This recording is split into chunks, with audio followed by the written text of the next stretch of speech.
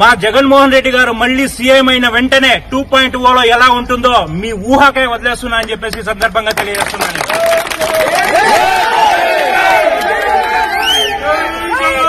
తమ్ముళ్ళు, టీడీపీ తమ్ముళ్ళు, మీకు ముఖ్యంగా చెప్తున్నా, ఈ రోజు బాలకృష్ణ హిందూపూర్ లో ఉన్నాడని చెప్పేసి మీరు అటాక్ చేసి గొడవ చేసి అన్ని పగలేసినారేమో.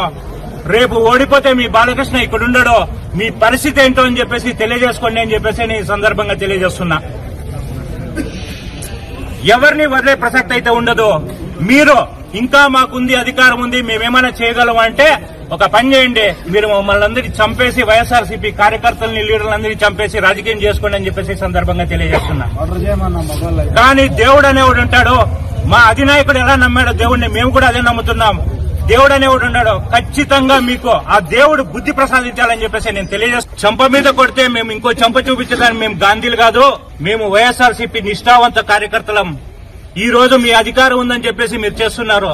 నేను ఒక్కటే చెప్తున్నా, మా జగన్మోహన్ రెడ్డి గారు మళ్లీ సీఎం అయిన వెంటనే 2.0లో ఎలా ఉంటుందో మీ ఊహకే వదిలేస్తున్నా అని చెప్పేసి సందర్భంగా తెలియజేస్తున్నాను.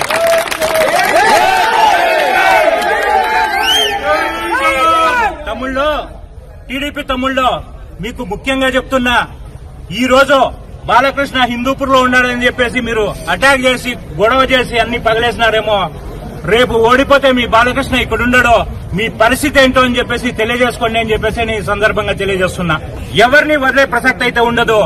మీరు ఇంకా మాకుంది, అధికారం ఉంది, మేమేమైనా చేయగలం అంటే ఒక పని చేయండి, మీరు మమ్మల్ని అందరినీ చంపేసి వైఎస్ఆర్సీపీ కార్యకర్తలని లీడర్లందరినీ చంపేసి రాజకీయం చేసుకోండి అని చెప్పేసి ఈ సందర్భంగా తెలియజేస్తున్నా. కానీ దేవుడు అనేవాడు ఉంటాడు. మా అధినాయకుడు ఎలా నమ్మాడో దేవుడిని మేము కూడా అదే నమ్ముతున్నాం. దేవుడు అనేవాడు ఉన్నాడు. ఖచ్చితంగా మీకు ఆ దేవుడు బుద్ధి ప్రసాదించాలని చెప్పేసి నేను తెలియజేస్తున్నాను.